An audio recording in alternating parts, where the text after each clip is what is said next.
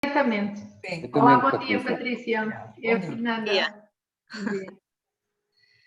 Pronto, então hoje estamos aqui neste dia tão especial, não é? No Dia Internacional da Biodiversidade. Temos aqui o prazer de ter connosco a Eva Monteiro para nos falar de um grupo muito diversificado e muito importante para os nossos ecossistemas, que são os insetos.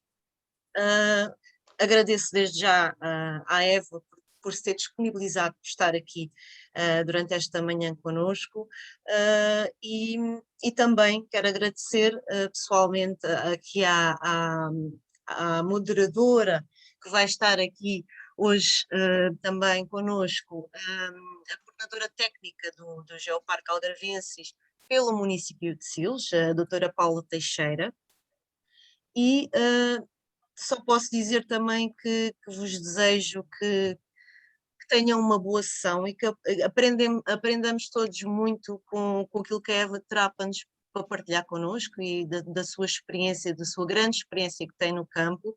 E sem mais delongas, vou passar a palavra aqui ao nosso presidente, que também fez questão de estar aqui hoje, para vos dar as boas-vindas, o senhor Dr. Vítor Aleixo. Tem a palavra.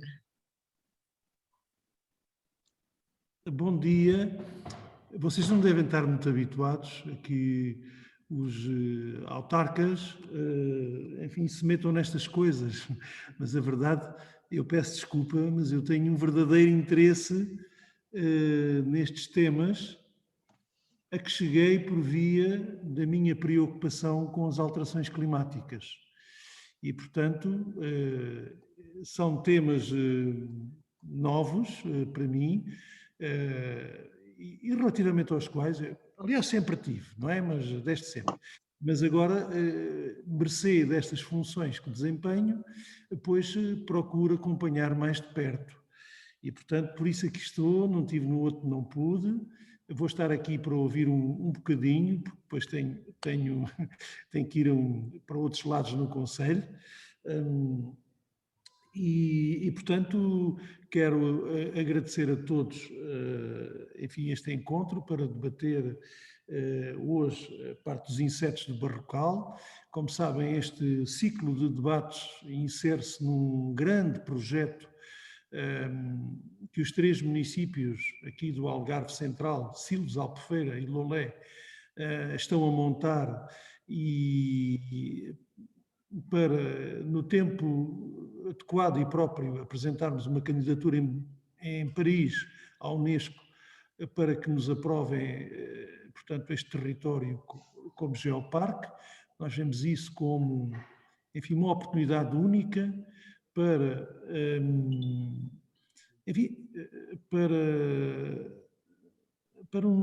para chamar a atenção da população para uma nova relação que é preciso construir com o território onde elas vivem, uma relação de muito maior harmonia com os valores ambientais, uma nova relação com a natureza, que seja tudo menos uma relação agressiva e destrutiva, como, enfim, tem sido nos últimos anos por toda a parte. E os geoparques são uma figura criada pela Unesco que tem na sua essência os próprios ODS, os Objetivos de Desenvolvimento Sustentável, e que, portanto, são, enfim, uma oportunidade muito boa de agarrar num território, a partir da geologia, contar toda a história até, enfim, às nossas...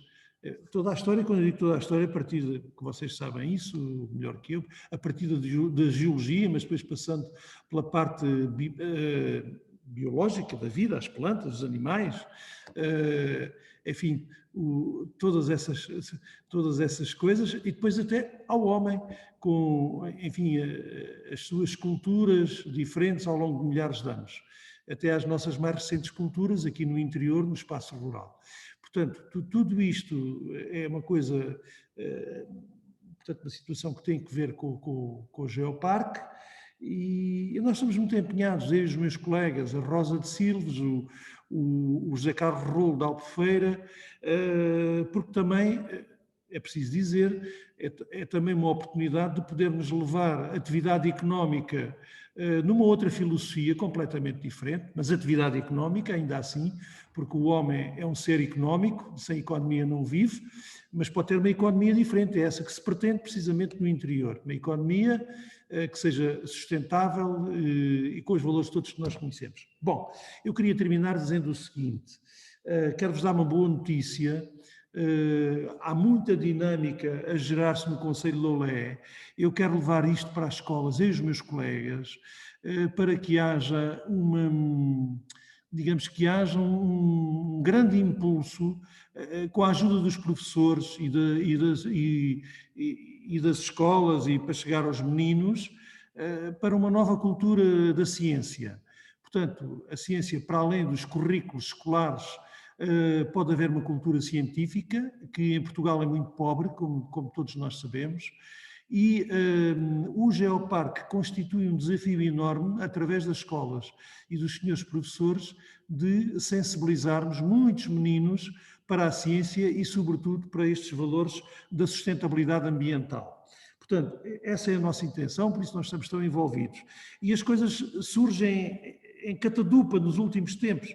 E vou-vos dar esta, não sei se é notícia para vocês, mas é uma coisa muito, muito feliz, é que aqui no Conselho de Lolé, não sabia, mas desde 2008, há uma jovem que eu tive o enorme prazer e gosto de conhecer há muito poucos dias, que é a Ana Sofia Reboleira, que estuda animais cavernícolas aqui na nossa região.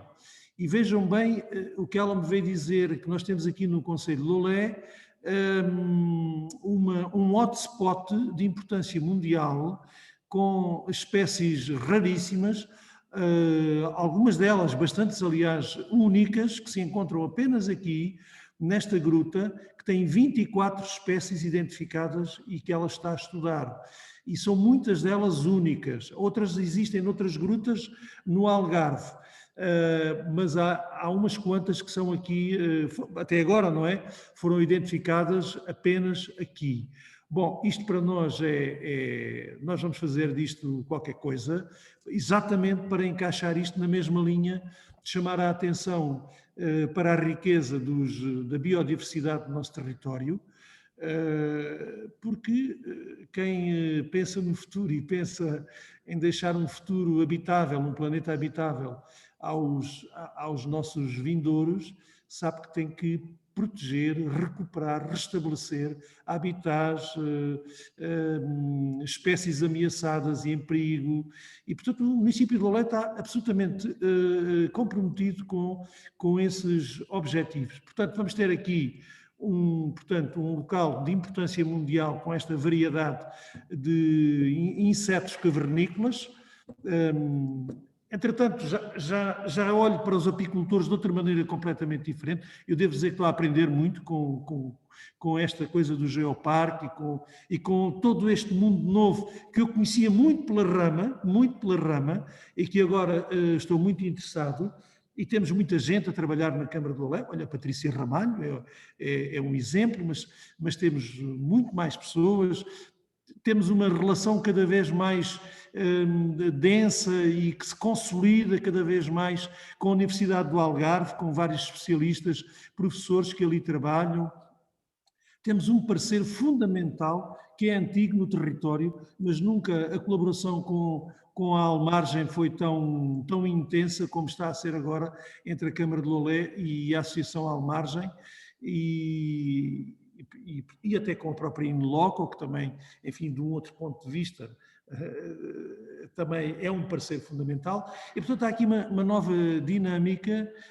Nós estamos a abrir dossiês atrás de dossiês, sempre sob digamos, este guarda-chuva de que é preciso adaptar o território às alterações climáticas e é preciso recuperar e proteger habitats, sistemas delicados que estão ameaçados, e daí uma chuva de projetos com os quais nós neste momento estamos confrontados. Temos muito bons técnicos na Câmara de Lolé que provavelmente nunca tiveram trabalho, tanto trabalho como agora estão a ter.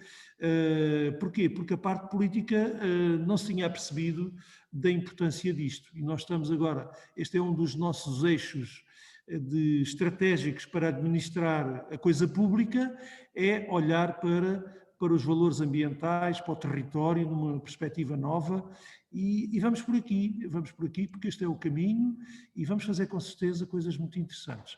Não vos maço mais, muito obrigado, eu vou ouvir um bocado, porque tenho muito interesse. Olha, e contem sempre com a Câmara de Loulé, com o Vereador de Ambiente, Carlos Carmo, também. Nós estamos todos aqui apaixonados por estes temas, vejam bem.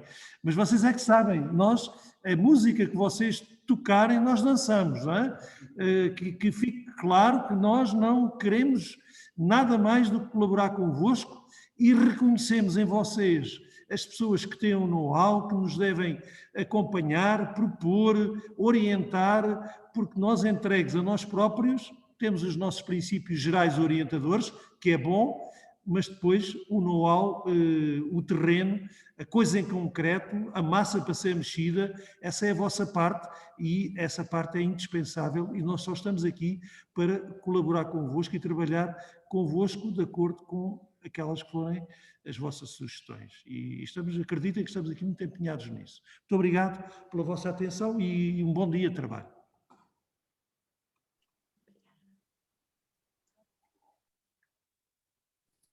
Muito obrigada, Presidente, pelas suas palavras. Vou então passar aqui a palavra à Paula Teixeira. Olá, bom dia a todos. Antes de mais, gostaria de felicitar o município de Loulé por esta iniciativa e por este ciclo de workshops que tem vindo a dinamizar. E depois, obviamente, em nome da coordenação técnica do projeto Geoparque Algarvenses, agradecer este convite para estar aqui a moderar esta conversa, digamos assim, e o Sr. Presidente, o Dr. Vítor Aleixo, já nos fez um excelente enquadramento deste projeto, do projeto aspirante a Geoparque da Unesco. No entanto, eu diria só que, obviamente, que sendo um dos principais objetivos deste projeto promover e valorizar uma fração muito significativa dos territórios dos municípios de Loulé, Silves e Albufeira, e não só o próprio território, mas todos os valores patrimoniais presentes, naturais e culturais, obviamente que a biodiversidade assume aqui um papel muito importante, porque de facto estamos a falar de um território muitíssimo rico em termos de geologia, mas também muitíssimo rico em termos de biologia, de biodiversidade. E, portanto, obviamente que este tipo de eventos só podem merecer a nossa vontade de estarmos presentes e trabalharmos estas matérias. Ainda mais que, sendo os territórios Geoparque Mundial da Unesco territórios de ciência e educação, obviamente que estas atividades fazem todo o sentido e, portanto, mais uma vez, obrigada. Eu não me vou alongar mais a falar sobre Geoparque, vou então falar um bocadinho, apresentar aqui a nossa oradora do dia, portanto, a Eva Monteiro, é licenciada em Biologia pela Universidade do Algarve, peço desculpa, dos Açores, isto é a proximidade em falar na Universidade do Algarve, portanto é dos Açores, em 2003 e desde então trabalha em Educação Ambiental e Conservação da Natureza. Em 2007 junta-se ao TAGIS, que é um centro de conservação das borboletas de Portugal, do qual é membro da direção desde 2009. O TAGIS é uma associação sem fins lucrativos que se dedica desde 2004 à investigação científica, divulgação do conhecimento e preservação dos habitats naturais das borboletas e que nos últimos anos tem alargado o seu âmbito de ação a outras ordens de insetos, sendo hoje uma das poucas instituições portuguesas que realiza estudos em entomologia. Desde que integrou a TAGIS, a Eva tem participado em vários projetos de inventariação, monitorização, conservação e divulgação de insetos comuns em Portugal. Interessa-se ainda pela divulgação deste grupo no nosso país e na sua importância do funcionamento dos ecossistemas, através de atividades que promovam a experiência da natureza, aproximando os insetos às pessoas. Desde 2019, coordena os Centros de Borboletas de Portugal, um projeto de ciência cidadã integrado no Plano Europeu de Monitorização de Borboletas Diurnas. E porque hoje estamos a celebrar o Dia Internacional de Biodiversidade e não podemos falar de biodiversidade sem falar de insetos, hoje a Eva vai nos dar a conhecer a diversidade de insetos, com destaque para os que existem no Barrocal e nas paisagens protegidas locais da Rocha da Pena e da Fonte Benémola, procurando, através de exemplos locais, evidenciar os diferentes papéis ecológicos dos insetos, a sua relação com outros seres vivos e a importância do seu conhecimento e conservação. E, portanto, não me alongo mais, passo então a palavra à Eva. Obrigada. Muito bom dia, muito obrigado. Queria agradecer à Câmara de Lolé e ao candidato Geoparque Algarvienses por este convite, à Patrícia também. Queria também louvar o município de Lolé e o Sr. Presidente por esta aposta na biodiversidade e na valorização do património geológico, que também está relacionado, obviamente, com a biodiversidade, e dizer que realmente é muito importante que os municípios tomem estas iniciativas, porque são, de facto, a entidade de gestão territorial mais próxima das pessoas. Portanto, é muito importante o envolvimento dos municípios, né, nesta parte, não só com ações concretas, mas também na parte da educação, que o Sr. Presidente também falou, e que também está um bocado relacionado com o que eu vou falar aqui hoje, que tem a ver com os insetos do Barrocal, mas também o que é que nós podemos fazer para os conservar. Portanto, eu preparei uma pequena apresentação que vou passar a apresentar. Tenho que, espera, vou partilhar o ecrã.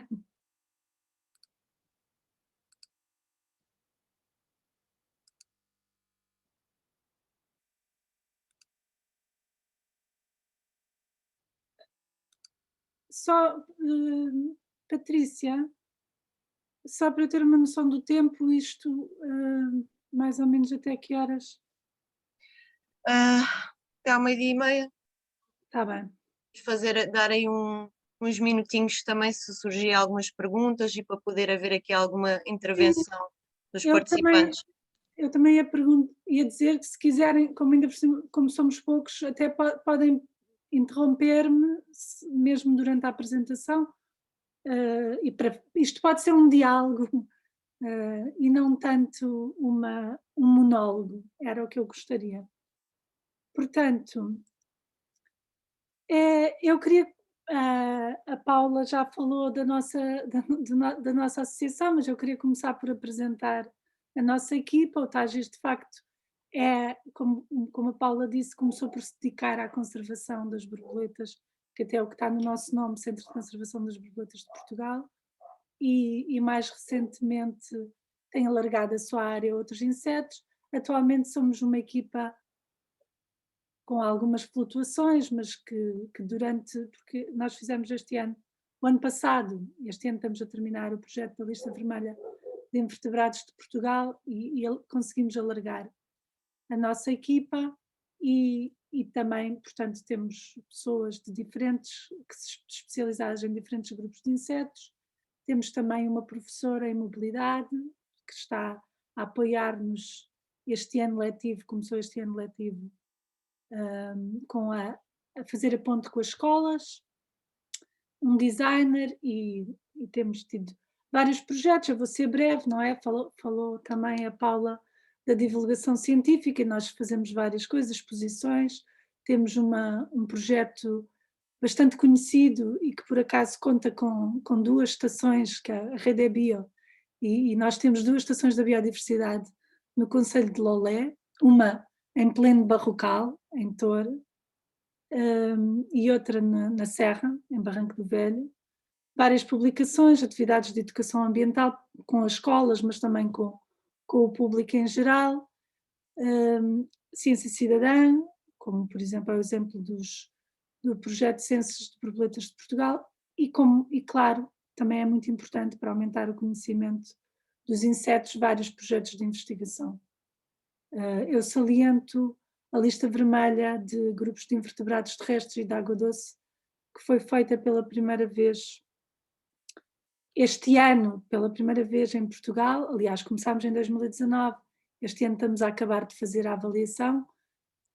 Há uma lista, vai haver, provavelmente em 2022 para o ano, uma lista com as espécies de insetos ameaçados em Portugal. E isto é muito importante, porque é com base no Estatuto de Conservação, e neste caso esta lista vermelha vai dar automaticamente um estatuto de proteção legal aos insetos que forem considerados ameaçados, ou quais ameaçados, que estejam numa das categorias de ameaça, e isto é importante para nós percebermos o que é preciso fazer mais.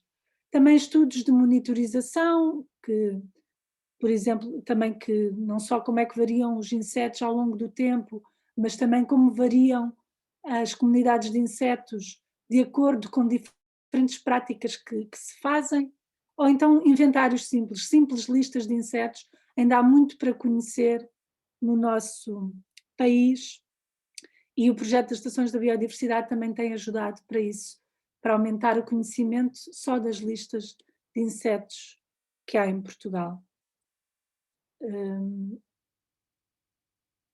Então, a nossa principal missão, de facto, em todas aquelas atividades que nós fazemos, é promover a conservação dos insetos de Portugal. E a maneira como nós tentamos fazer isto é através da aproximação dos insetos ao público. Portanto, o que nós queremos é aproximar os insetos das pessoas. E achamos que uma parte importante de aproximar os insetos das pessoas é saber identificar. As pessoas normalmente sabem identificar as aves, sabem, mais ou menos, não é? Pelo menos as principais, os mamíferos, principalmente aqueles que são mais carismáticos, o lince ibérico, os texugos, mesmo aqueles que nós não vemos, as pessoas sabem mais ou menos identificar, as raposas, mas os insetos não costumam. Portanto, ensinar a identificar, e fazemos isso com escolas, com atividades que temos para as escolas, fazemos também no campo com o público em geral, fazemos com o projeto das Estações da Biodiversidade. Outra coisa que nós queremos é fazer com que haja mesmo um contacto, para as pessoas percam o medo, não é? Tenham a experiência dos insetos, que possam tocar neles, e de facto isso é uma coisa que se pode fazer com os insetos. Claro, é preciso ter cuidado, temos que saber mais ou menos, há as abelhas que picam, algumas lagartas de borboletas que podem provocar comichão, mas se tivermos um frasquinho podemos de facto pegar num inseto e observá-lo de perto e criar um laço com os insetos. Aqui, por exemplo, vemos um menino isto é no Parque da Paz, em Almada, que também tem uma estação da biodiversidade, e fizemos uma atividade, um bioblitz, e apanhámos este inseto, esta libela, que é a maior libela de Portugal, e pusemos no dedo do menino, e ele estava super contente, tinha mesmo uma cara de felicidade. Outra coisa que faz com que as pessoas queiram conservar os insetos é saber a sua importância ecológica. E sobre isto eu podia estar aqui a dar quer dizer, quase um curso sobre a importância ecológica dos insetos. É enorme, eles apesar de serem pequenos, por serem muito diversos e porque também são muito abundantes, têm uma grande importância naquilo que se chama os serviços dos ecossistemas. Nós aqui temos um serviço de ecossistema que é o mais óbvio e que as pessoas se lembram, que é estarem na base da cadeia alimentar, a seguir às plantas. Eles têm a capacidade de digerir as plantas, que são difíceis de digerir. As vacas precisam de 7 estômagos, ok? Se calhar estou a exagerar, não sei bem. Mas vários estômagos para conseguir digerir as plantas e precisam de comer muito. Os insetos conseguem fazer isso com alguma facilidade e eles próprios podem ser alimentos de outros organismos, normalmente vertebrados. Mas também têm outras funções como a decomposição, a purificação da água, a reciclagem de nutrientes nos solos, ou a decomposição. Eles próprios são controladores das pragas de outros insetos. E a polinização, não é? Que também é outro serviço de ecossistemas que toda a gente reconhece normalmente. Também, além de saber a importância nos ecossistemas, os insetos têm ciclos de vida super engraçados, super diferentes dos nossos, e ensinar esses ciclos de vida também aproxima as pessoas que conseguem reconhecer isso, também se aproximam. Por exemplo, aqui temos um exemplo e eu pergunto-vos se sabem que bicho é este que está ali na imagem. Podem responder? Não? Isto é uma ninfa, ou uma larva, mas quer dizer, chama-se ninfa, aquática, está dentro d'água. Isto é uma fotografia tirada num aquário, de uma libélula, que é a mesma libélula que está no dedo daquele menino, que é o imperador azul, a maior libélula portuguesa. E as libélulas também têm esta importância ecológica de serem predadores, quer enquanto ninfas, quando vivem. As libélulas estão sempre ao pé da água, porque põem os ovos na água, e dos seus ovos saem estas ninfas que são diferentes dos adultos, mas que não sofrem metamorfose, e estas ninfas também são predadoras e precisam de uma grande quantidade de alimento e são reconhecidas, por exemplo, o seu valor de controle, por exemplo, dos mosquitos. Comem muitos mosquitos. E isto tudo são histórias que nós queremos contar sobre os insetos e queremos que as pessoas saibam para auxiliar esta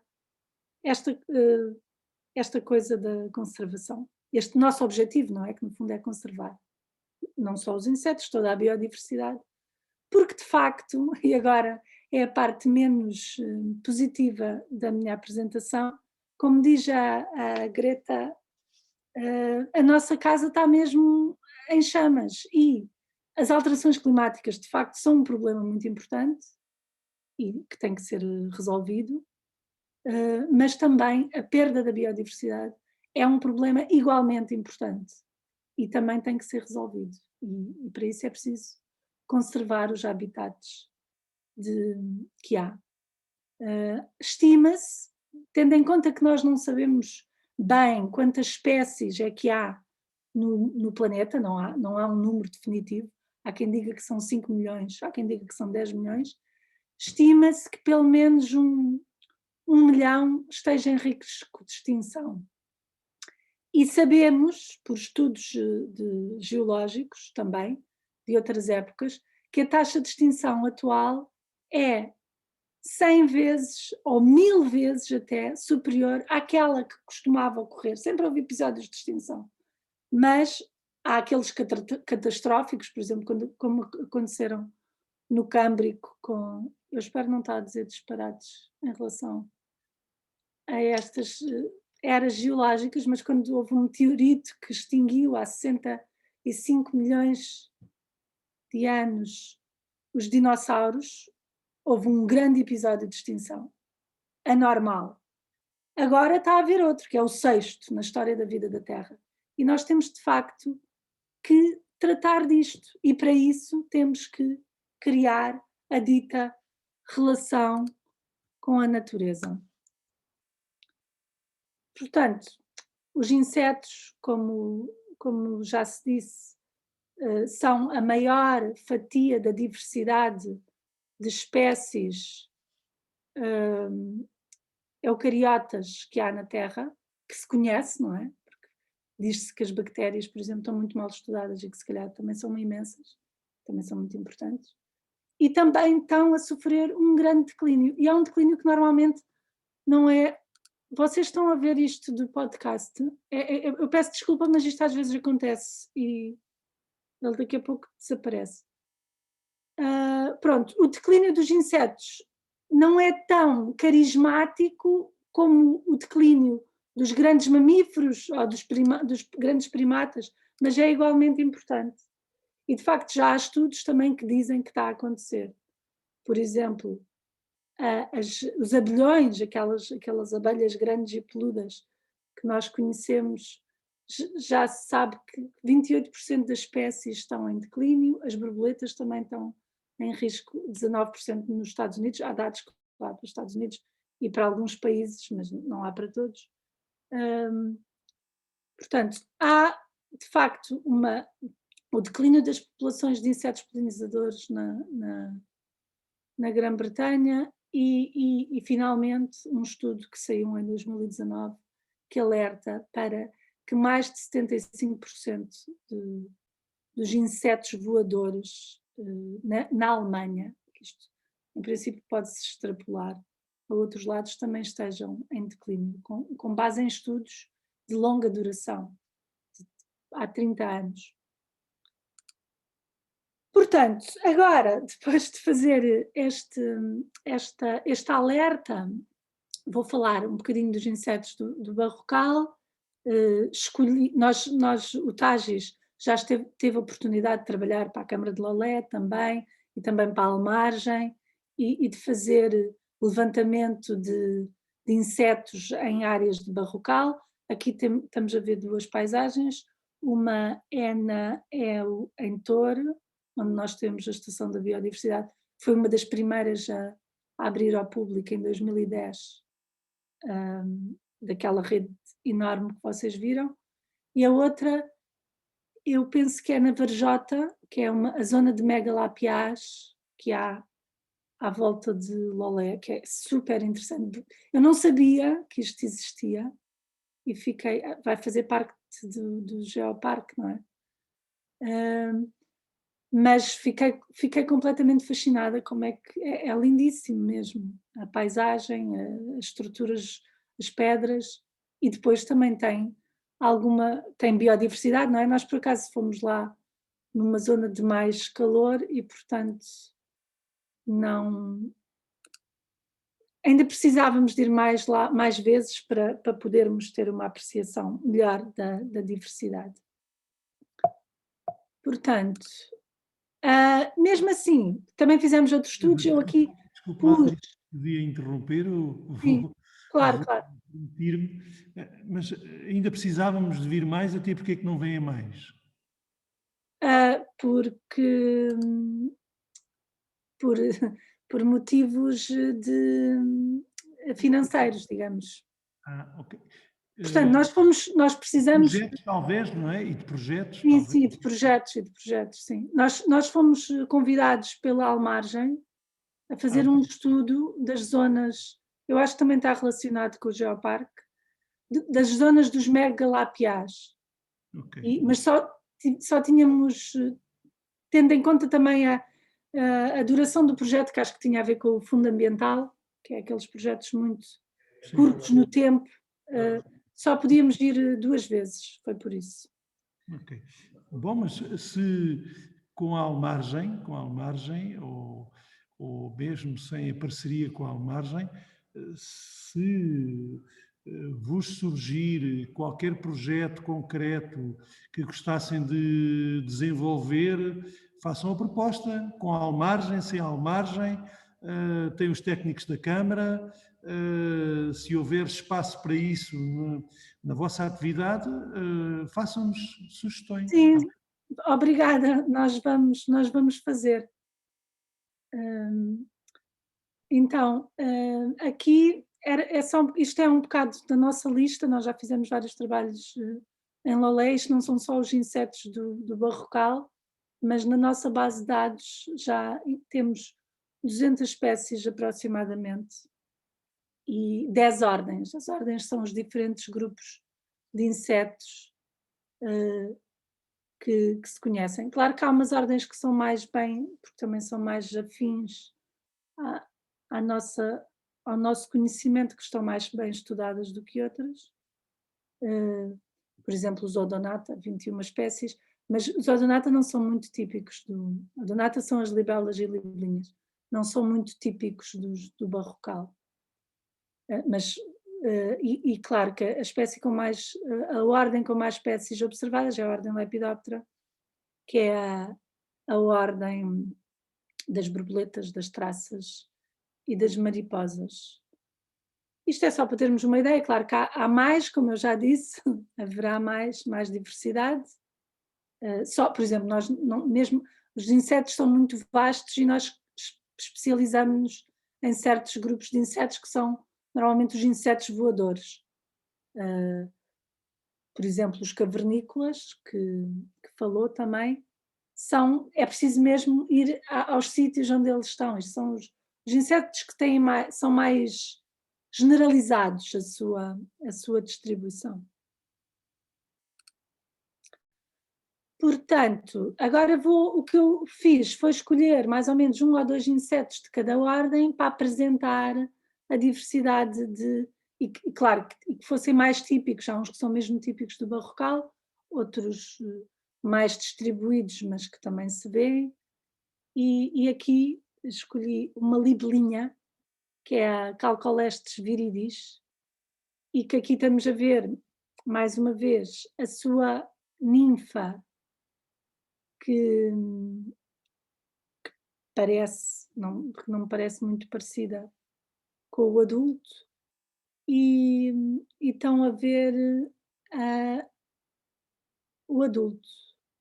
Eu não sei, eu pergunto, vocês veem as vossas caras a tapar a libelinha? Sim, é melhor fechar. Não, eu Não. já fechei a galeria. Ok. É que eu gosto de ver, sim, eu gosto de ver-vos.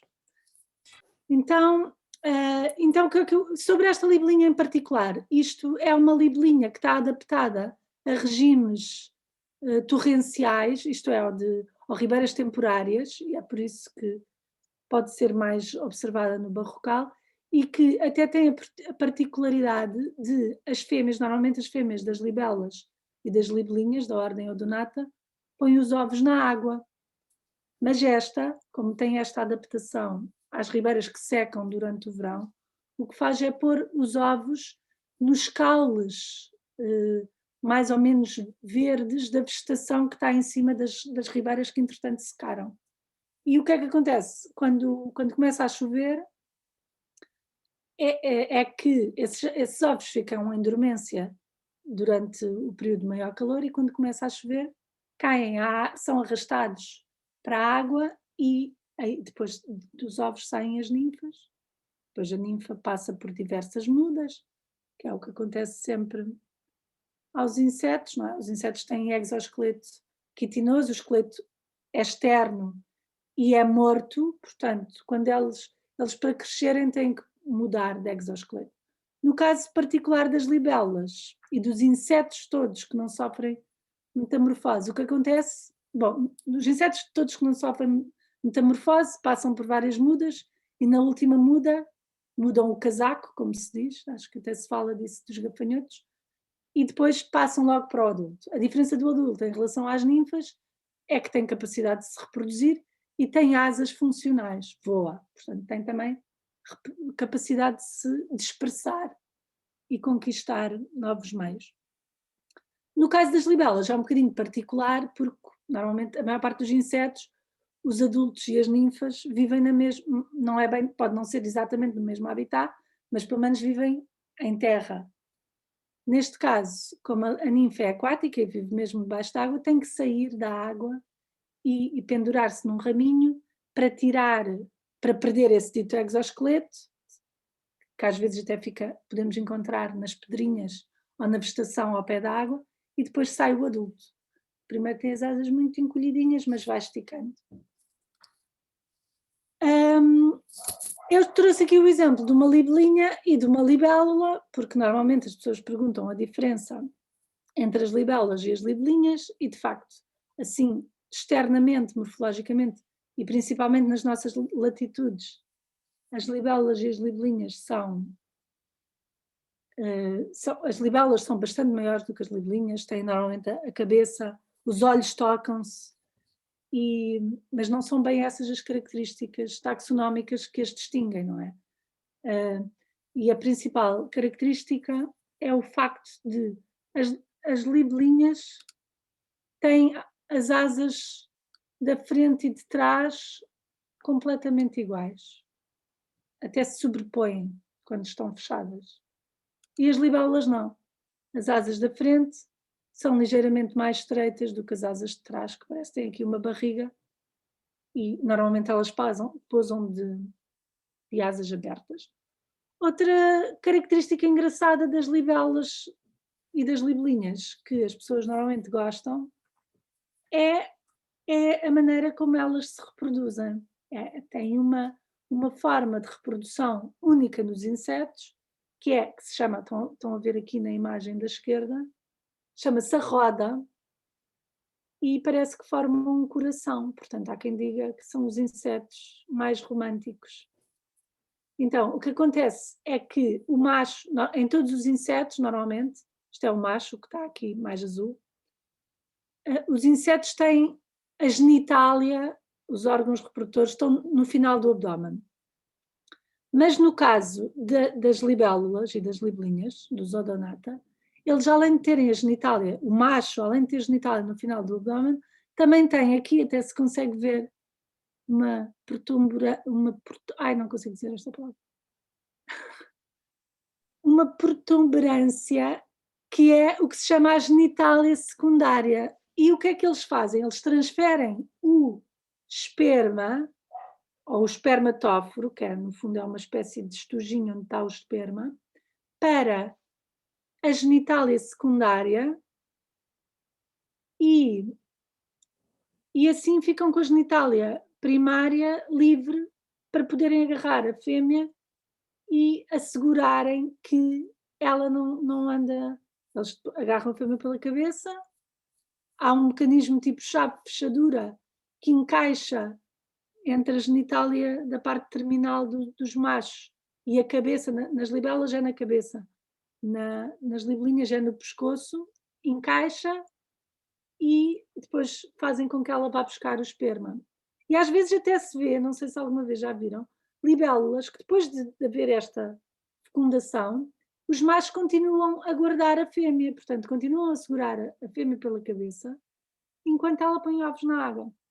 Pensa-se que seja um mecanismo para assegurar que só os insetos podem copular múltiplas vezes e até ter... Os ovos podem ser de progenitores diferentes dos machos, não é? Uma fêmea pode ser fecundada por vários machos. Neste caso, eles asseguram, ao estar ali a guardá-la enquanto ela põe os ovos e tudo, que não haja esta fecundação por competidores. Este é um Ortetrum crisostigma, também típico de zonas mais secas, que se caracteriza por ter este estreitamento aqui na zona do abdômen, parece que tem aqui a parte basal é mais gorda, e por ter esta mancha branca. Claro que há várias espécies de libélulas. A primeira coisa que nós temos que fazer quando começamos a tentar identificar é tentar encaixar em caixinhas ou em categorias taxonómicas, e neste caso a primeira coisa seria ver, é uma libélula ou uma libelinha? E depois, dentro destas subordens das libélulas e das libelinhas, há as famílias, neste caso isto é uma família, da família Libellulidae, que digamos que são as libélulas típicas, têm este aspecto, mas pronto, é preciso alguma experiência para conseguirmos. Eva, posso só dizer aqui uma coisa? Claro. E na espécie da libelinha que tu mostraste atrás, as salpolestes, portanto, aqui estas espécies às vezes, quando estão em repouso, as asas não são completamente fechadas. Pois, por isso, às vezes, por isso é que eu digo, normalmente as libelinhas pousam de asas fechadas e as libélulas pousam de asas abertas, mas isso não é sempre verdade, porque às vezes quando... Isso acontece. E neste caso, por exemplo, desta família, que é a família Leishmanidae, há muitas que pousam de asas meias abertas. E nesse caso, nós podemos ser levados, induzidos em erro, não é? Portanto, a melhor maneira é ver se as asas são completamente iguais. As nervuras e tudo, o desenho das nervuras coincide. No caso das libélulas, não. Então, mais uma ordem. Neste caso, a ordem a que pertencem os louva-a-Deus. Os louva-a-Deus são muito fáceis de reconhecer, não é? Porque tem o primeiro par de patas transformado numas garras, chamam-se patas raptórias, e que servem, são também predadores, como as libélulas e as libelinhas. E neste caso nós escolhemos os Geomantis larvoides, que, como o nome científico dá informação, neste caso, geo, porque anda na Terra, há muitos louva-a-Deus que estão na vegetação, mas neste caso não, este anda e corre pela Terra, e larvoides, porque os adultos, que é o que nós estamos a ver aqui nesta fotografia, não têm asas, normalmente os adultos de louva-a-Deus têm asas, mas nesta espécie não têm, e portanto têm um aspecto de uma larva ou de uma ninfa. Este é mesmo uma espécie mediterrânica e portanto é bastante, podemos considerá-lo típico do Barrocal. Aliás, nós vimos na Malhada Velha e na Verjota também. É uma espécie assim de verão, e é muito engraçado. Eu acho que os louva-a-Deus normalmente é um grupo de insetos que as pessoas gostam, porque tem um ar, como é predador, não é? Os predadores normalmente têm os olhos grandes e têm um ar inteligente, e nós, não é? Os Homo sapiens gostam dessa característica da inteligência com a qual se relacionam. Às vezes pode ser um bocado, como é que se diz? Pronto, eu não gosto muito de só estou a escolher palavras que não consigo dizer. Antropomorfizar os bichos, mas às vezes isso ajuda a criar esta dita ligação entre nós e bichos que à primeira vista podem parecer extraterrestres. E os louva-a-Deus têm este tipo de empatia, e depois também têm a graça de parecer realmente que estão a rezar, não é? E olham para as pessoas e são engraçados.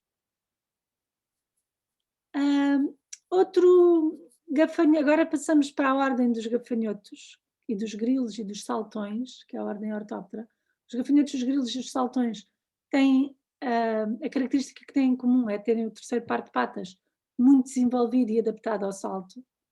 Normalmente saltam. E depois, mais uma vez, como é o caso das libelas e das libelinhas, que se dividem em duas subordens, os gafanhotos, os grilos e os saltões também se dividem em duas subordens. Neste caso, grilos e saltões, que são aqueles que têm as antenas compridas, são uma das subordens, e a outra subordem é a subordem dos gafanhotos, que a principal característica é terem as antenas curtas. Não só, os gafanhotos também se distinguem dos outros, dos grilos e dos saltões, porque têm as fêmeas, aqui o que nós estamos a ver é uma fêmea, tem o ovipositor pouco visível, eu consigo perceber que isto é um ovipositor, e também a maneira como produzem som.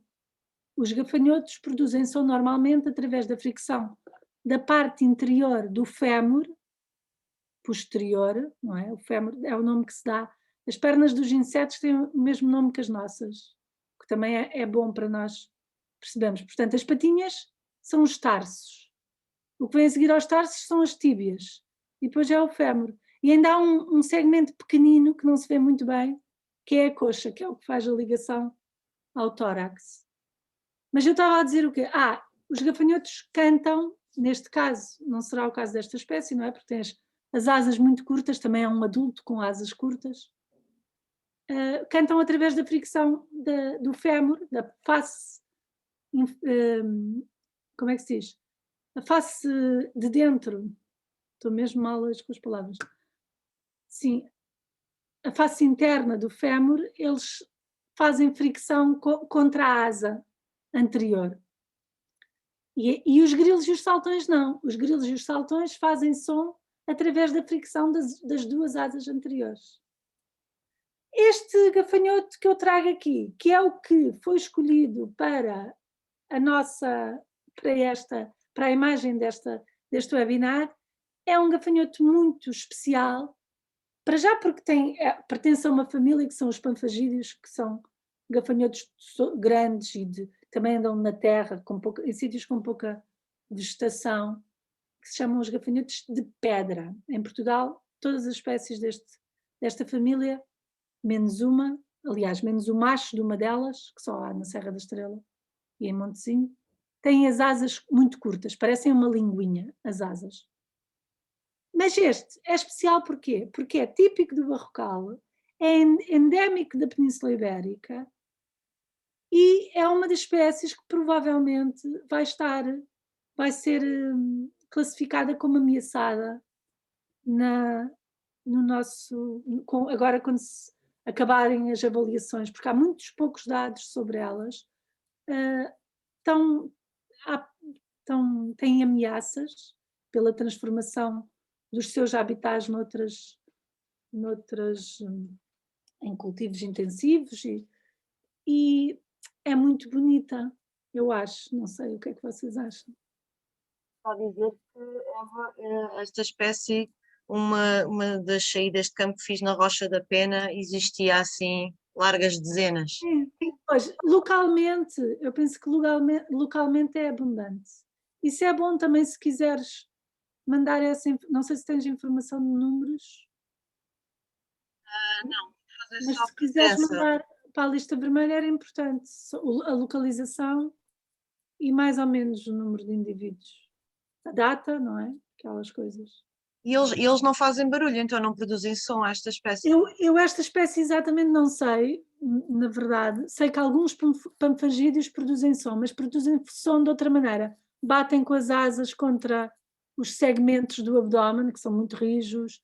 Algumas espécies também fazem barulho com a boca, tipo com as mandíbulas. Só que eu vou ser sincera que eu, em relação a esta espécie em concreto, não sei se produz som ou não. O facto de não ter asas também pode contribuir para esta espécie estar ameaçada, não é? Porque não tem a mesma vantagem das outras espécies, então tem de saltar. Eles são muito pesados, eu já os vi a saltar, então são um bocadinho lentos também. Eles são o único mecanismo de defesa que eles têm é mesmo o mimetismo, não é? Exatamente, e que escondem-se mesmo. São miméticos com o sítio onde vivem, são da cor da terra, alguns do Barrocal, pronto, eles gostam de sítios, não são também exclusivos do Barrocal, mas nós conhecemos bastantes. Neste caso, as posturas são também na terra, nas pedras?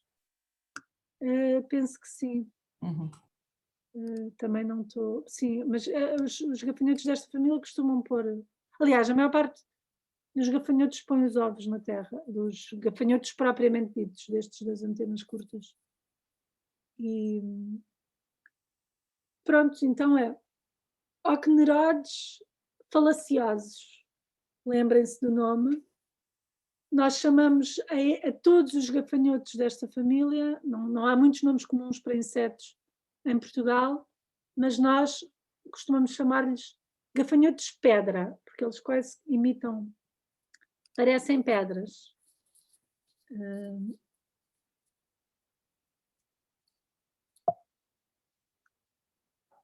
Então, agora, passando, eu não vou mostrar grilos, porque os grilos são mais conhecidos aqui de todos, embora haja muitas espécies.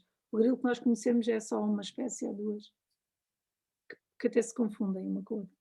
Mas vou-vos falar, cá está, de um saltão, que é a ordem, a subordem dos ortópodes, subordem encifra, e neste caso nós estamos a ver, isto é o maior saltão que há, não sei se é mesmo maior, mas em Portugal, talvez na Europa, e como veem aqui, isto também é uma fêmea, e vê-se muito bem o ovipositor muito comprido, em forma de espada, que é o que dá o nome à ordem. Encífer quer dizer espada, E este bicho é engraçadíssimo, é muito difícil de ver porque ele esconde-se. Isto é um petisco, não é? As aves adoram, até acho que eu sei de estudos de rapinas como comida, não é a principal, mas também em falta de haver roedores, não sei o quê, também comem estes bichos, porque eles têm mais de 2 centímetros de comprimento, e quando eu falo de comprimento estou só a falar desde o princípio da cabeça até ao fim do abdômen, sem contar com o tamanho das asas ou do ovipositor, se for uma fêmea. E só para outra característica dos saltões e dos grilos é terem as antenas muito compridas, são muito mais compridas do que o tamanho do comprimento da cabeça e do pronoto, que é o nome que se dá a este segmento aqui do tórax, que os gafanhotos têm e os grilos têm normalmente bem desenvolvido, em forma de cela.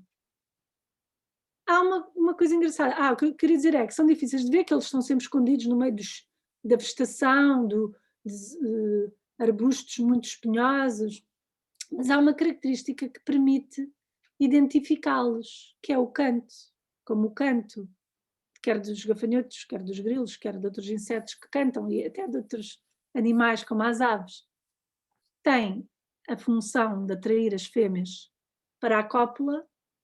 Acontece também que tem valor taxonómico, isto é possível identificar as espécies através do canto, porque cada espécie só quer atrair a fêmea da sua espécie, não é? Portanto, cada canto é característico. E este canto é realmente muito característico, se calhar até já ouviram.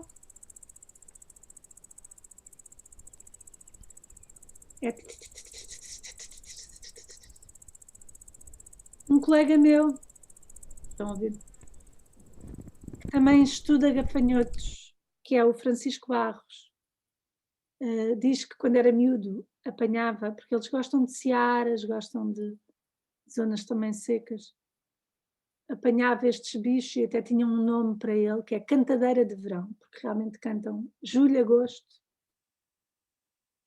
e são muito engraçados. Alguém já ouviu? Ou tem ideia? Acho que sim, que tenho uma ideia desse som. Sim, sim. É Acho que muito, sim. é muito típico de Mas cantar. é o que a Eva diz, são difíceis de ver, não é? Sim, Mas ouvem-se. ouvem-se. Ouvimos-los, mas não os vemos. Canta assim nas tardes quentes de verão. É. E não sei o que é que eu ia dizer. Pois, mas eu, por exemplo, eu nunca tinha, nunca me tinha apercebido da diversidade de sons. Não é só as aves mesmo de insetos, que é possível identificar. E falando nisso, vamos passar para outra ordem, que é a ordem Hemiptera, que pertence a esta ordem. Eu até agora estive sempre a falar de insetos que não sofrem metamorfose. As libelas e as libelinhas, os louva-a-Deus, os gafanhotos, os grilos e os saltões. Portanto, a última muda do inseto, ele sai do ovo, parece um adulto pequenino, mas não tem asas nem se pode reproduzir, e a última muda é para adulto, diretamente, sem metamorfose.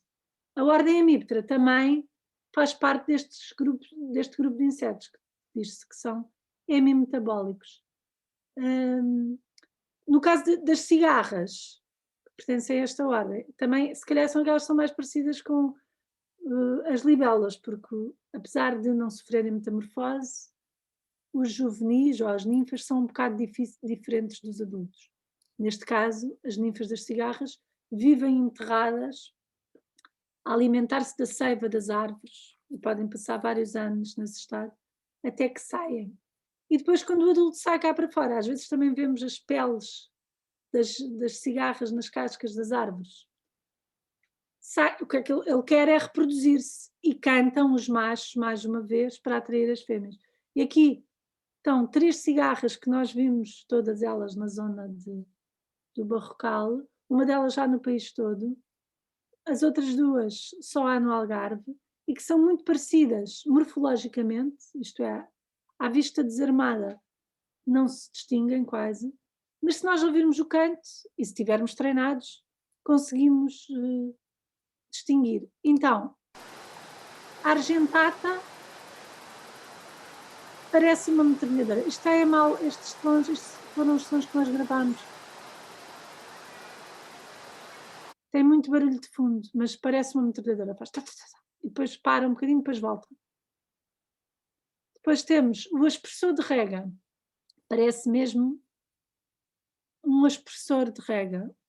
Vamos ver se ouvimos. Que é, esta só no Algarve, que é a Maria, vamos dizer, a cigarra de Maria, da Maria.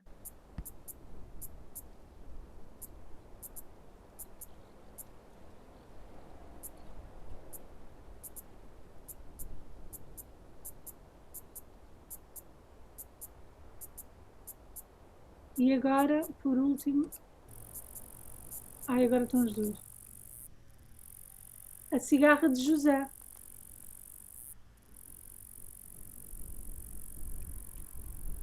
Pronto, isto foi tirado de uma... Há um grupo no Facebook que se chama As Cigarras de Portugal e que fazem também um projeto de ciência cidadã em que nós, de facto, nem precisamos de ver os bichos, e o mesmo se passa com os gafanhotos e com os grilos, podemos só registar o som e já estamos a monitorizar. E houve, quando começaram com este projeto das cigarras de Portugal, houve um aumento a pedir às pessoas que gravassem sons de cigarras e que enviassem, houve um aumento imenso da área de distribuição. Bom, eu estou a demorar muitíssimo tempo.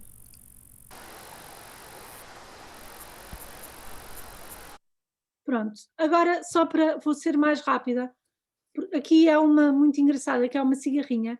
A característica da ordem hemíptera, que é muito diversa, como veem, tem as cigarras, as cigarrinhas, os pulgões, as cochonilhas e os percevejos. Tem muitos do grupo das ordens de insetos hemimetabólicos, isto é, que não têm metamorfose completa. É a que tem mais espécies conhecidas e a característica que os une a todos é que tem uma boca picadora, que suga a seiva das plantas normalmente. E esta é uma muito engraçada, que tem as asas meias transparentes, que é uma cigarrinha. As cigarrinhas normalmente são pequeninas, como veem aqui está muito ampliado, veem a malha, isto é a malha da rede. São aquelas que fazem, por exemplo, a espuma nas plantas. Já viram aquela espuma que aparece nas plantas? Que se chama o cuspe de sapo ou o cuspe de cegonha. Sim, sim, não é sim, bem sim. não é bem esta espécie. Há muitas espécies de cigarrinhas. Algumas delas são pragas ou transmitem doenças, mas são engraçadas também. E por Já último, agora, deixa-me só fazer uma perguntinha. Sim. É só uma espécie de cigarrinha que faz essa espuma ou são várias? eu acho que são várias, mas é mais uma, que é a Philaenos spumarius, a mais comum, que é da família, penso eu que é da família Cercopidae, mas também não tenho a certeza. Obrigada. Depois já aquelas Cercopis, eu acho que, sabes aquelas que são pretas e vermelhas? Sim. Eu acho que essas não fazem espuma. Não, então não deve ser Cercopidae. Ai, desculpa, estou a baralhar-me. É que são muitos insetos. Eu só queria saber se era mesmo só uma, porque eu sei que há uma que é comum, não é? Que normalmente as pessoas associam, mas não tinha a certeza se havia mais. É P Sim, sim. espumários. Agora, deste grupo também fazem os percevejos, os percevejos também têm a dita boca em forma de agulha, e eu escolhi estas duas espécies que são engraçadíssimas, que eu não lhes pus nomes, esqueci-me, mas é o Graphossoma italicum, também para ver às vezes as subtilezas de identificação. O itálico é o mais comum e tem estas riscas, é todo riscadinho de vermelho e preto. E depois temos um que não é tão comum e que existe na Varjota, nós vimos na Varjota, não temos muitas observações. Está distribuído em todo, não é típico do Barrocal, mas nós não temos muitas observações desta espécie em Portugal. Mas estão a ver, este chama-se Italicum, mudou de nome agora, mas o lineatum, não é? Tem linhas, nós chamamos-lhe o percevejo das riscas, nome comum.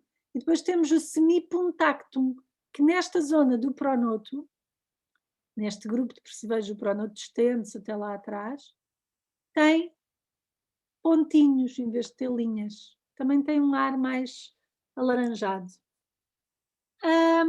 Agora passamos para o grupo dos insetos holometabólicos, agora vou ser mais rápida.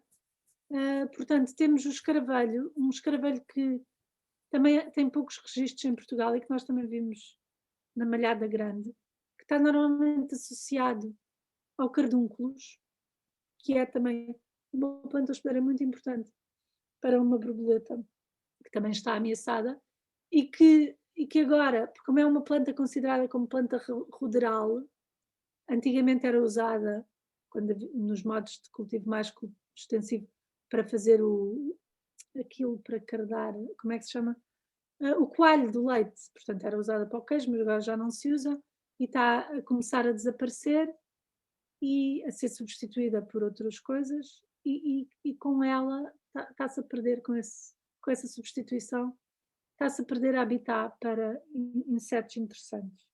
Os caravelhos, já estamos no grupo das espécies que fazem metamorfose. A principal característica dos caravelhos é terem o primeiro par de asas muito duro. Não serve para voar, o segundo par de asas é que voa e serve para proteger. Os caravelhos, de momento, é a ordem com mais espécies conhecidas em todo o mundo, umas 400 mil. Queria-vos mostrar também este neuróptero, que é muito, também tem poucos registros em Portugal e que também é típico de zonas quentes e secas e que é de uma ordem de insetos que não é muito conhecida, a que também pertencem às crisópas. As crisópas são talvez as mais conhecidas porque são usadas na luta biológica e que têm as asas com muitas nervuras. Este bicho podia parecer à primeira vista uma libélula, mas não é, porque pronto, as asas são diferentes, mas não só por isso, porque as libélulas têm as antenas muito curtas e este bicho tem antenas mesmo muito grandes. É muito engraçado e também pousa de uma maneira, ele aqui nesta fotografia não está na maneira mais típica dele pousar, porque ele costuma pousar com as asas para a frente e com o abdômen levantado e tem um ar estranhíssimo, uma pessoa nem percebe bem o que é. Só também por curiosidade, esta espécie está em todo o país, é uma mosca-escorpião, aparentemente só há uma espécie, não se sabe bem, desta ordem em Portugal, mas é uma ordem bem fácil de reconhecer porque os machos têm este aguilhão, parece que tem um aguilhão no final do abdômen, mas que não faz mal nenhum. Também tem a cabeça prolongada num focinho e este é fácil de reconhecer a espécie e tudo. Moscas, nós vimos poucas moscas e as que vimos foi mais moscas das flores, lá está, porque olhamos para as moscas que estão a fazer a polinização. São também as moscas que as pessoas gostam mais, são às vezes confundidas com abelhas e de facto imitam abelhas e também são muito importantes porque são polinizadoras, mas também porque as suas larvas fazem serviços como decomposição, controle de pragas, depende da espécie. Agora aqui uma pequenina abelhinha, uma abelhinha que nós chamamos de abelhinhas silvestres. Em Portugal, para além da abelha do mel, que toda a gente conhece e que normalmente é a espécie em que as pessoas pensam quando se fala de abelhas, há pelo menos mais de 720 espécies de abelhas silvestres. E as abelhas silvestres são muitíssimo importantes para a polinização das flores selvagens. Mas não só as abelhas, também as vespas. E aqui mostro-vos uma vespa que é a Dasyscholea ciliata, que é uma vespa que está ao contrário da maior parte do que é comum nas vespas que não têm muitos pelos. Esta está cobertinha de pelos e que é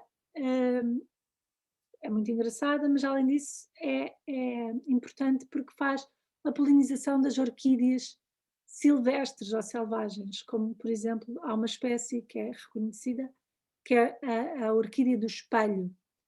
E esta polinização é feita através de um mecanismo que se chama engano sexual, ou sexual deception, e que ela tem a orquídea não tem néctar, nem tem nada para oferecer em troca à vespa, neste caso. Mas imita as fêmeas da abelha, desta vespa, da Dasyscholea ciliata, não só na forma, como também no cheiro. Então o macho, que é a imagem que estamos aqui a ver no meio, vai lá copular com a orquídea, a pensar que é a sua fêmea, mas não é, e fica com o pólen especial, os polinídeos, ou como é que se chamam, das abelhas, que acho que se veem aqui. Às vezes ficam com coisas aqui parece que ainda não estão muito maduros, mas às vezes ficam com estas estruturas presas na testa e é possível ver os bichos que depois vão tentar copular com outra abelha e levam e fazem a polinização, mas não recebem nada em troca. É um engano. Eu queria Posso só fazer aqui uma pergunta? Como disse há pouco que havia aquelas mosquinhas que imitavam abelhas, pareciam abelhas, há uma forma fácil de distinguir então, pois são ordens diferentes? Desculpem lá, eu não disse isso. É muito fácil. As moscas, nós agora começamos a entrar nestas ordens e as ordens normalmente acabam sempre em Optera. Ptera quer dizer asa. E de facto, a mosquinha que nós vimos antes as moscas pertencem à ordem Diptera, as moscas e os mosquitos. E Diptera quer dizer precisamente que só tem um par de asas. Aqui nesta fotografia vê-se quase. As moscas, normalmente os insetos têm 4 asas, ou 2 pares de asas. Nas moscas, o segundo par de asas transformou-se numa estrutura que se chama balancete e que nós conseguimos ver aqui. Parece uma cabecinha de fósforo e que lhes dá uma grande agilidade no voo e equilíbrio, mas que não serve para voar. Portanto, à primeira vista, as moscas só têm um par de asas. Às vezes isso também é difícil de ver no campo, não é? Okay, mas a forma das asas, as asas das moscas são sempre pousadas mais assim, não é sobre o corpo, não é dobradas sobre o corpo, é ao lado, um bocadinho ao lado do corpo. O facto das moscas todas, quer dizer, os mosquitos têm as antenas compridas, mas os mosquitos são fáceis de distinguir. As moscas têm as antenas curtinhas, ao contrário das abelhas, e têm os olhos muito grandes, têm um bocadinho de cara de mosca. Obrigada. É isso. Aqui, como vemos, aqui não sei o que é que fiz.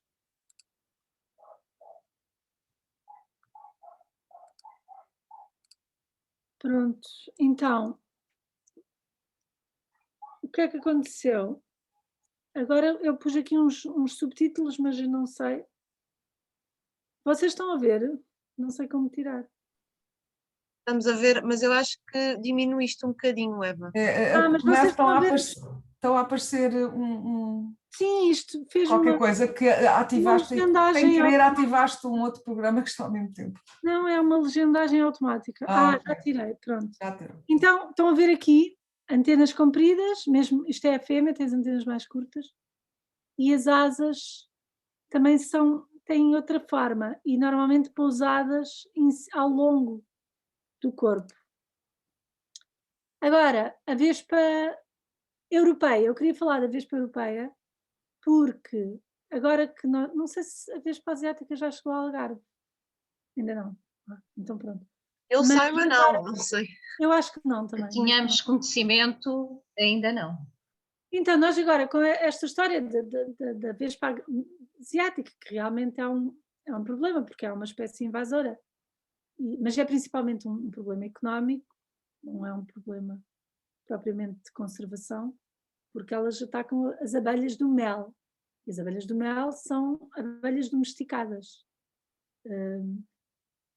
E, portanto, mas está a haver um problema associado a isso, que é as pessoas que agora têm muito medo da vespa asiática, até porque saem anúncios, saem coisas no jornal sensacionalistas e não sei o quê, estão a começar a fazer armadilhas que não são seletivas para apanhar a vespa asiática e apanham uma grande quantidade de vespas, entre elas a nossa vespa europeia, que às vezes até há quem confunda, que de facto é a única competidora e até eventualmente predadora da vespa asiática no nosso país. E portanto eu queria deixar-vos aqui, é linda a vespa asiática não, a asiática também tem graça, também é gira, eu gosto, mas mas não se pode dizer. Mas esta é realmente bonita e não é, a vespa asiática é preta, só tem o final do abdômen alaranjado ou amarelado, tem as patas laranjas e o resto é tudo preto. E a nossa vespa é cor de laranja e tem o abdômen quase todo amarelo. Eu não trouxe aqui uma para comparar, mas porque também não quero. Não, estou a brincar. Não encontrei. Vamos passar então agora para o grupo dos insetos mais emblemático e que nós também começámos, não é, com ele. A nossa associação começou com ele e, portanto, nós também continuamos a interessar-nos bastante. E eu escolhi uma borboletinha que se chama Muschampia proto, que é uma borboletinha da família Hesperidae, que são as borboletas, isto é uma borboleta diurna, não é? Voa durante o dia, pertence àquele grupo de insetos que as pessoas mais gostam e que tem em Portugal 135 espécies, isto é a ordem Lepidoptera, mas a grande maioria dos lepidópteros não são borboletas diurnas, são borboletas noturnas. De qualquer maneira, as borboletas diurnas são muito importantes nesta coisa da aproximação às pessoas e também são importantes porque são bioindicadoras e são usadas, por exemplo, naquele projeto que eu falei brevemente dos censos das borboletas, que é usar a contagem de borboletas ao longo do ano e ao longo de vários anos como indicadores da diversidade de outros insetos e também dos habitats dessas borboletas.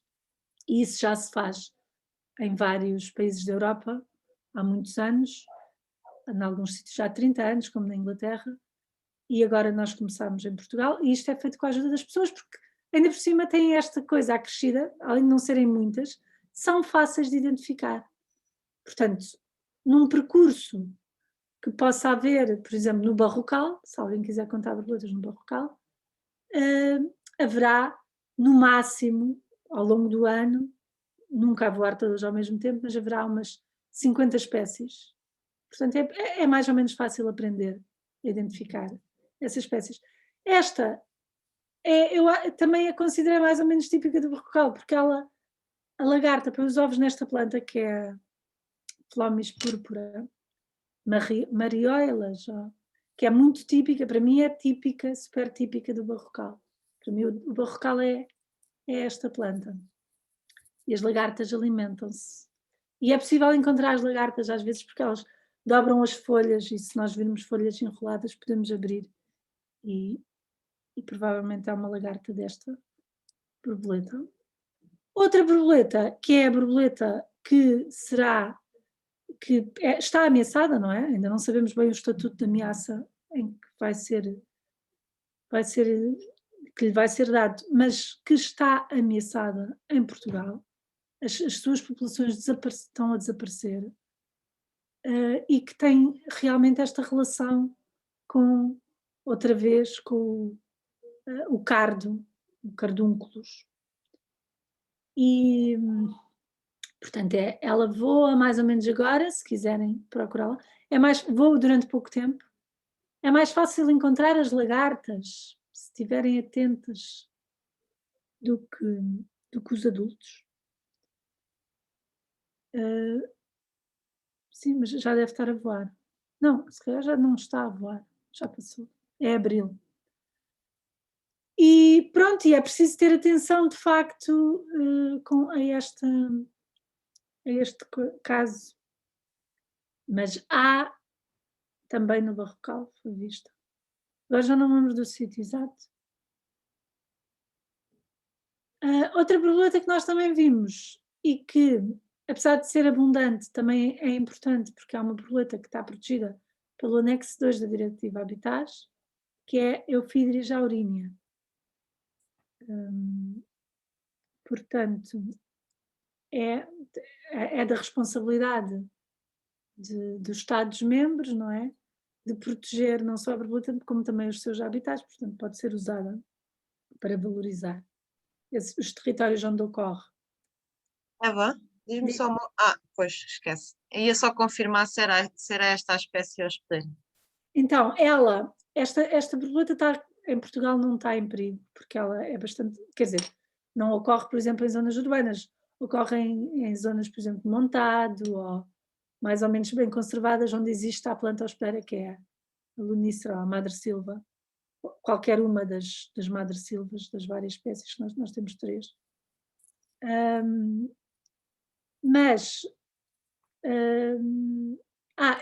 Portanto, isto era para dizer que mas já há populações, ela na Europa tem uma ecologia um bocadinho diferente, e é provável que a nossa Euphidias aurinea vá mudar de espécie, vai passar a ser Euphidias deckeri, e aí vai deixar de ter estatuto de proteção, porque ela está mesmo, já houve países na Europa onde a aurínia se extinguiu, só que aqui provavelmente é outra espécie e está mais bem adaptada.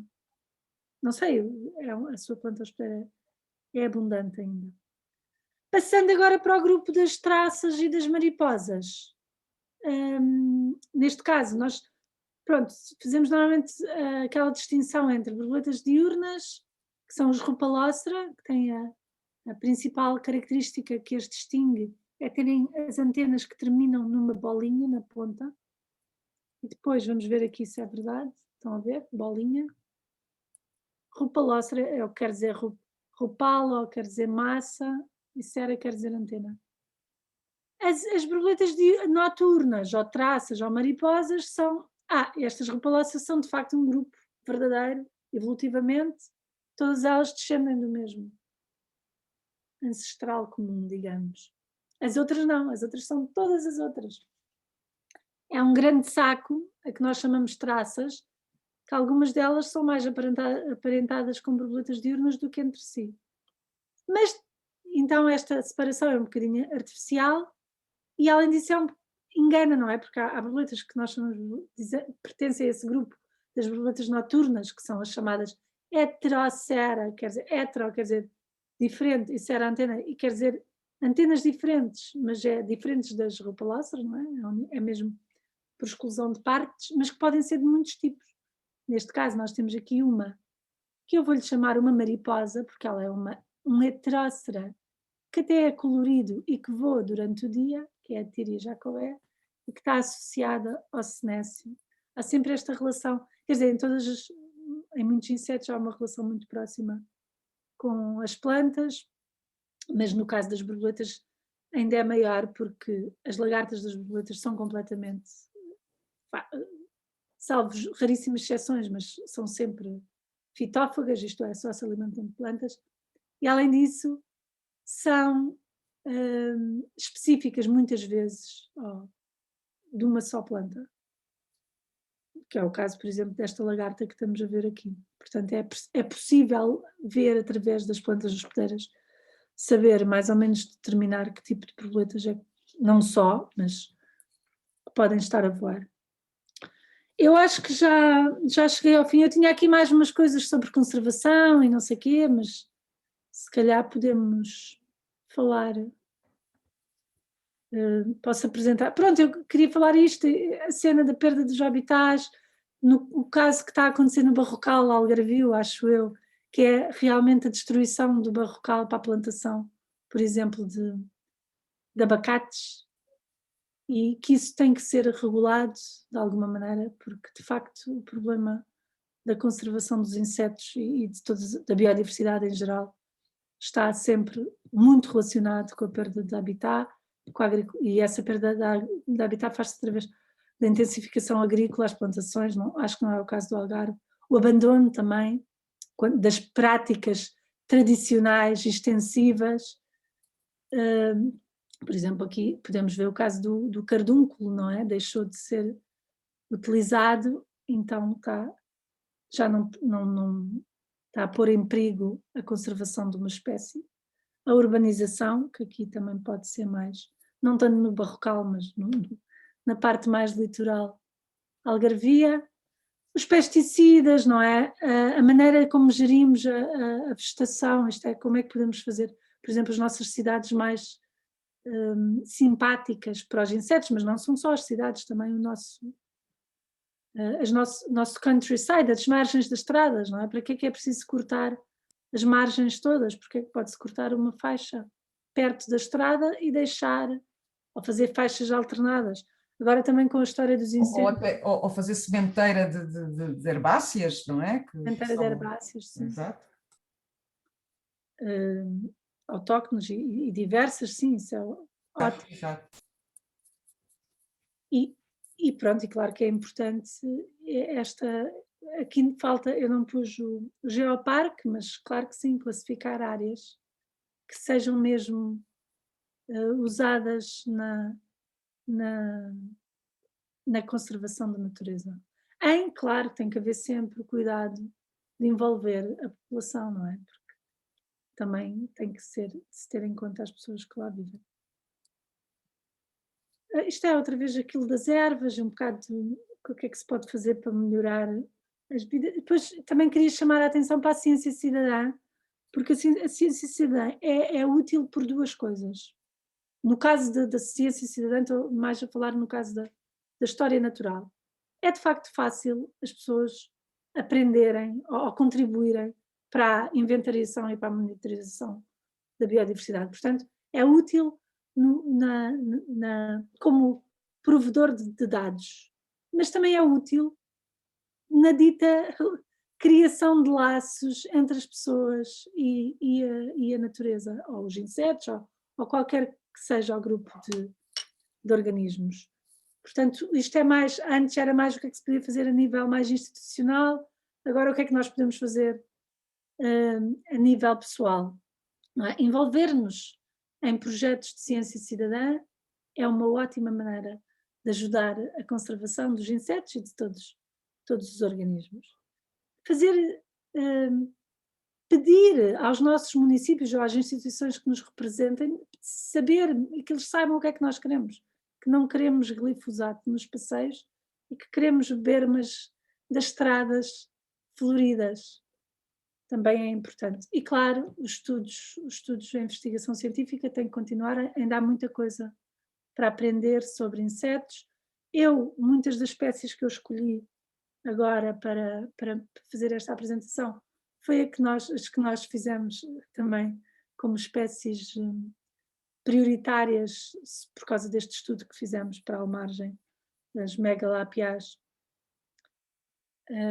Pronto, fazer listas vermelhas, super importante, e tudo isso, e a parte da educação, mas isso já sabemos, não é? As escolas, mas também o público em geral, promover o contacto com a natureza, fazer publicações, e neste caso, por exemplo, aqui no centro, os municípios também podem ajudar.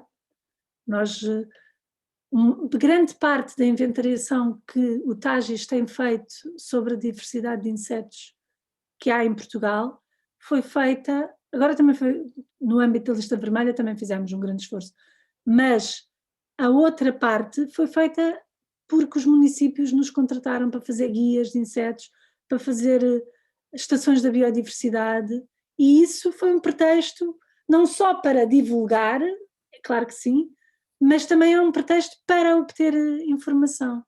Portanto, e lá está, há sempre esta dicotomia, não é? Por um lado obter informação, por outro também que essa informação passe para o público.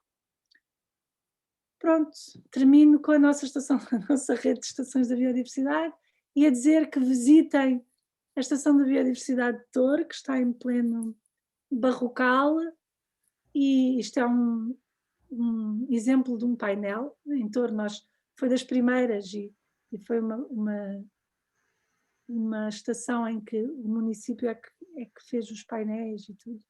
Portanto, normalmente e portanto é maior, tem mais informação ainda do que as estações normais, mas eu também vos queria dizer que esta informação, quer algumas das publicações que eu referi antes, quer a maior parte dos painéis da rede das estações da biodiversidade, vocês podem encontrar que tem muita informação sobre insetos e plantas, alguma precisa de atualização, nós também temos aprendido imenso com este projeto e com todo o nosso percurso, mas está tudo no site do TAGIS, em tagis.pt, e podem descarregar os PDFs das estações. Oh, Eva, não sei se posso interromper. Claro. Posso, sou a Fernanda. Já terminei. Olá, bom dia, obrigada pela excelente apresentação. Queria só matar aqui uma curiosidade minha.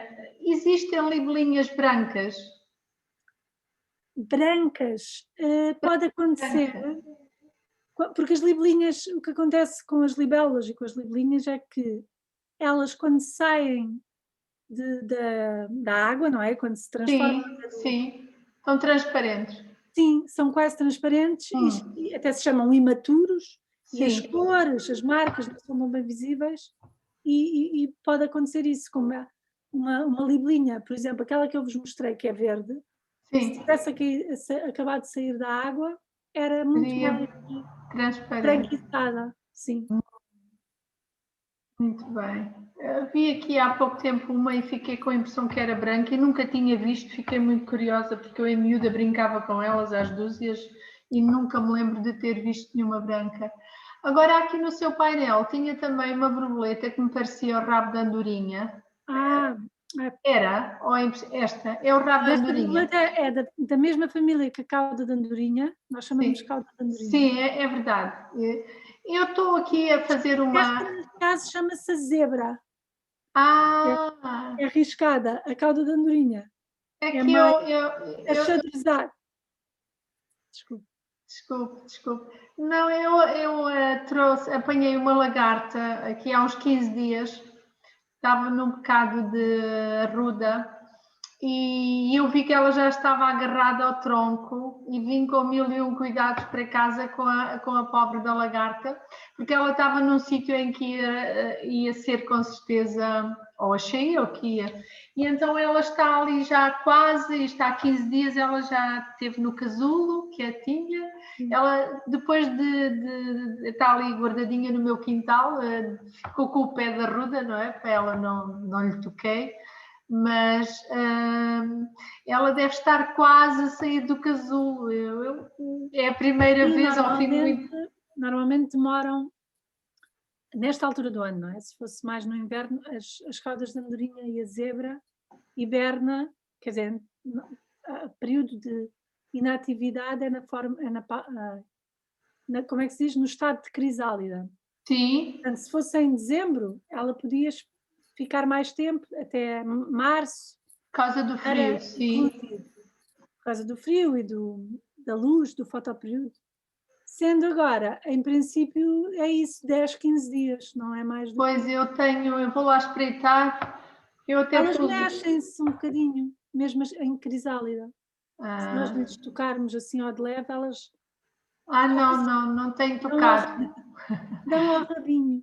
Pus a planta num vaso e está lá muito que é para ela não ser incomodada, porque eu quero ver o que é que sai dali. Estou muito curiosa. Muito bem, obrigada. Continuação de bom trabalho. Obrigada. Vou só dizer que sim. A Platypnemis latipes, eu penso que a fêmea é praticamente branca. É verdade, tem razão. Sim, sim. E já agora uma pergunta, que é uma curiosidade. É preciso alguma autorização? Se calhar está aqui alguém que até sabe melhor do que a Eva. Uma autorização específica para capturar insetos? É assim, teoricamente, sim, mas eu acho que não há a lei, quer dizer, temos que fazer isso no caso de forem áreas protegidas, sim. Que barulho é este? Não sei, sou eu. Pedir que desligar, ok?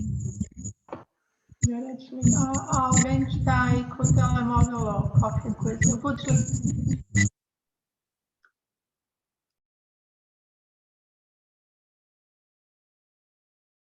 Então, já está melhor? Sim. Então, eu estava a dizer que, em princípio, claro que devia haver, eu não sei bem como é a lei, eu penso que em áreas protegidas, se for numa área protegida, é preciso licença de captura. Nós, de facto, pedimos, o TAGIS pede licenças ao ICNF para capturar insetos. Só que eu não sei bem como é a lei, se aplica mesmo.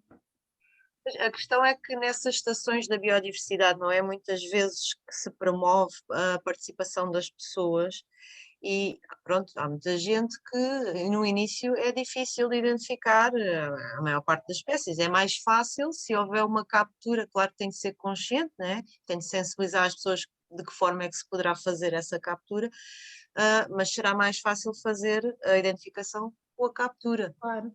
Não sei muito bem como é que isso funciona. Eu acho que a lei não é bem explícita, não há assim. Em Espanha, por exemplo, acho que não se pode mesmo.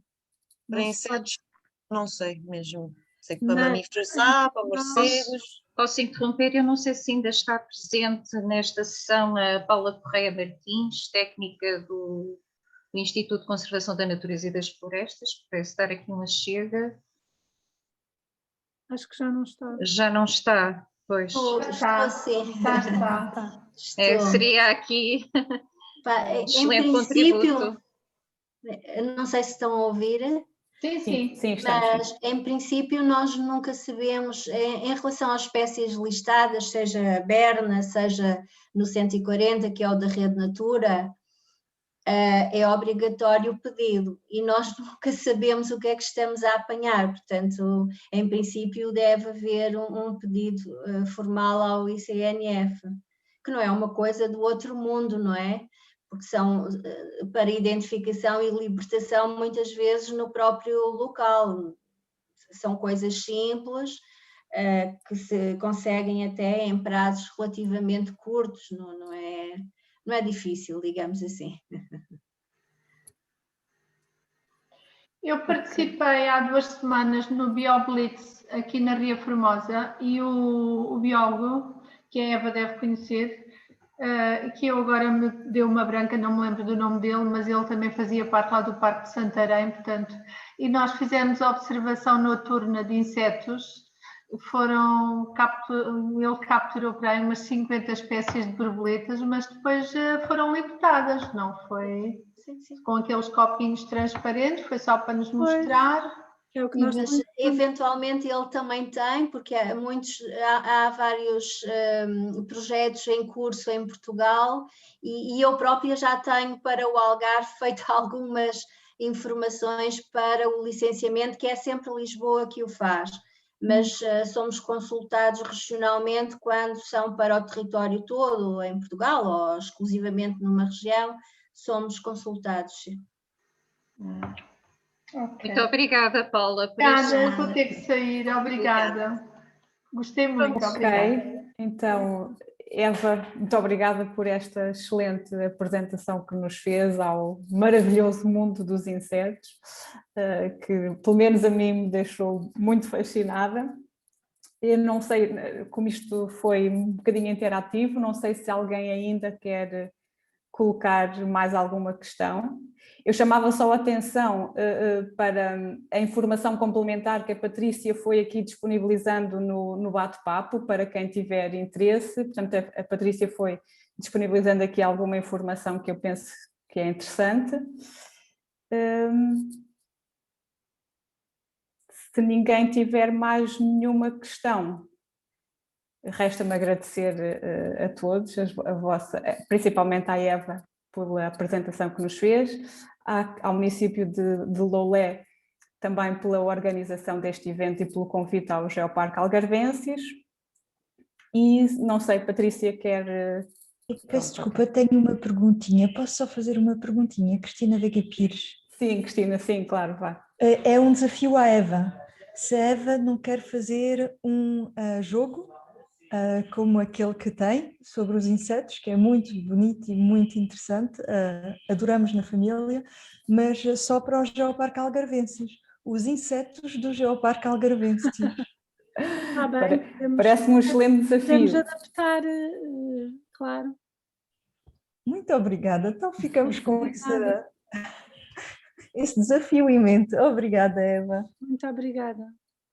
Pronto, deixem-me só agradecer mais uma vez, em nome da Divisão de Ambiente aqui da Câmara Municipal de Lolé, a todos os presentes e relembrar que isto foi o segundo workshop de um ciclo de workshops e, portanto, o terceiro será sobre peixes de água doce, nativos da região e irá realizar-se no dia 25 de setembro. E esse workshop já será, se tudo correr bem, em modo presencial. Ok, muito bem. Obrigada, Patrícia, por esta. Vamos marcar na agenda. E esperemos sim que possa ser presencial, porque tem de facto outro interesse. Pronto, da minha parte, então, obrigada a todos. E estamos por encerrado esta manhã e uma boa continuação do Dia Internacional da Biodiversidade. Ok. Obrigada, bom dia. Muito obrigada a todos. Obrigada. Até à próxima. Obrigada. Próximo.